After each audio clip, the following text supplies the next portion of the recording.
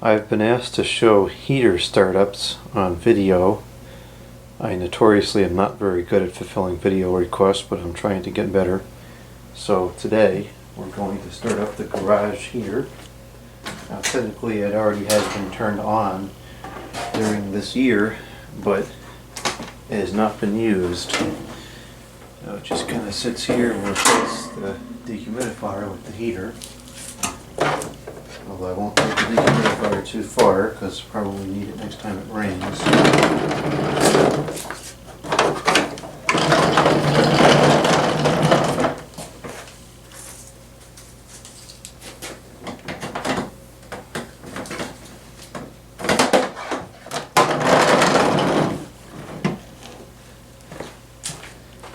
And I'll put the heater in its place. It's kind of dirty in there. Let's just sweep it up for a second here.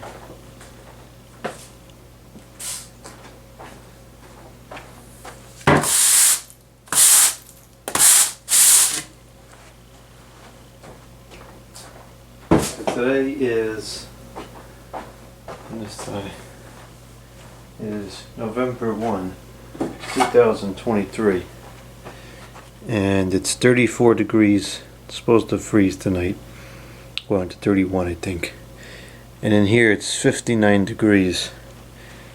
And most likely, if I don't turn the heater on, it'll probably go down to about 55, 52 degrees. I like to keep it between 55 and 60. This way, if I come in here to work on something, which I often do, then I can turn it on and raise it a couple more degrees fairly quickly. And when I get in the car in the morning, if I have to go somewhere early, the car is warm. And that may sound ridiculous, but to me it's worth every penny running this, which isn't cheap. I hate the cold. And I usually dread the winter, but last year having the heat here in the garage, at least to me, made it a lot more tolerable. Actually last year I really didn't mind much at all. And I think not having to freeze on the way to work every morning made a big difference.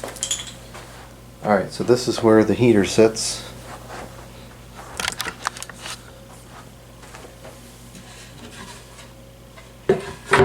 That's the sump pit, which is now empty. And then I have this this other heater here, which I don't use in here. This is actually one of two heaters that came with the house. We're going to do videos on those. It's a different topic for a different day. So we're going to set this heater such that it just barely satisfies right now. So that's off. That's on. So we're going to put it like right there. So if it drops a little bit of degrees, it will turn on. Oh, it's not really start up fine.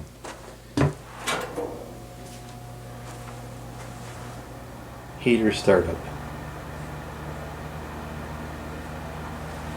It's working properly. I just serviced this recently. It really throws out a good amount of heat. This is a 14,000 BTU heater, which I found is pretty adequate for this room. The only time it didn't quite work was that day where it was like -6. It held the temperature for the most part. I think it lost like 1 or 2 degrees overnight, but it couldn't raise it. You know, whoop-de-doo, that's rare around here for it to get that cold.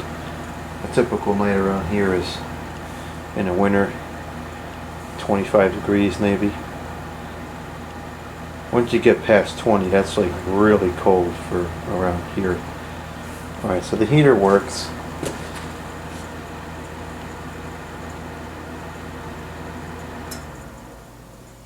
And what I don't know, and I'm not really sure how I'm going to figure this out, is it worth the electricity to turn on the ceiling fans and let those run on low? They don't draw much power, And it's not like the heat is wasted, because if the heat passes through the ceiling, it just goes upstairs into the living space, which I'm also heating, so it's not like it's going out the roof. But this heat is very expensive compared to running the pellet stove. Is fractional, so I'd rather keep this heat in here and use it as little as possible. So I think I'm going to turn them on. With this control, I'll put them on number 3, which gives you what you want for heat destratification, which is just to barely feel the breeze underneath them. So we'll see. So that's it. The garage heat is running. Well, it's satisfied right now, but it's powered on and it's ready to go. So eventually I'd like to do something better in here. I think a heat pump will be in order when I can afford it. I estimate this costs, let's see, probably $300 to $400 a year to run. A heat pump, a decent quality heat pump, run me about $3,000. I can do the install myself, so it's just the cost of materials. It would take some time before it really pays for itself, and I actually kind of wonder if it ever would, because the newer ones, they're not going to last, right? Because it would have, the heat pumps, they're much better than like strip heat like this, but they draw some power too. It's not like it's free heat. So how much money would it really save per year? Maybe $100 or $200, and then it's like, I don't know if it would. It probably would never pay for itself. So maybe I'll just keep this. I don't know.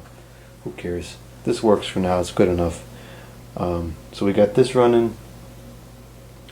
The fans are kind of up to speed now. This is like the second speed on the controls.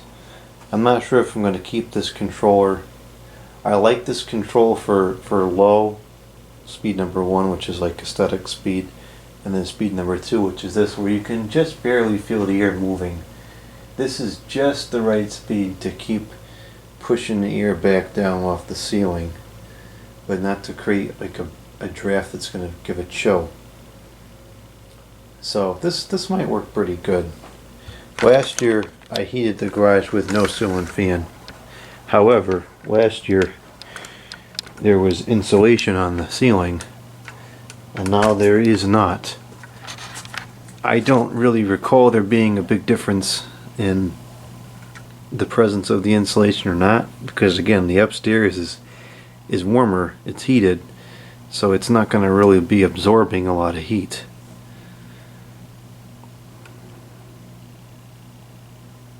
These are nice fans, very quiet. Oh, it's really smooth. I need to replace the weather stripping on the door, and on a colder, windy day I gotta come in here and see how drafty that fan is, because that was a concern of mine when I put that fan in. The shutter doesn't make a good seal. Actually, let's see. I suppose I could go over there right now and see if it feels drafty.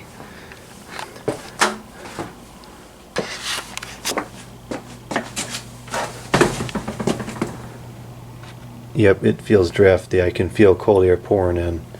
Alright, so we're going to have to do something about that, which I kind of figured.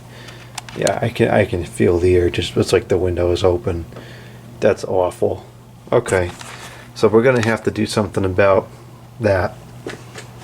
I gotta build a cover or something to put on the outside, because that's abysmal.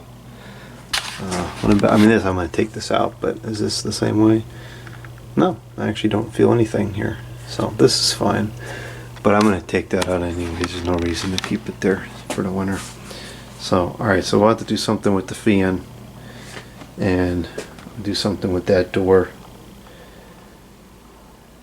We got some time though. It's going to be nice next week again, so, well, nice relatively speaking for this time of year.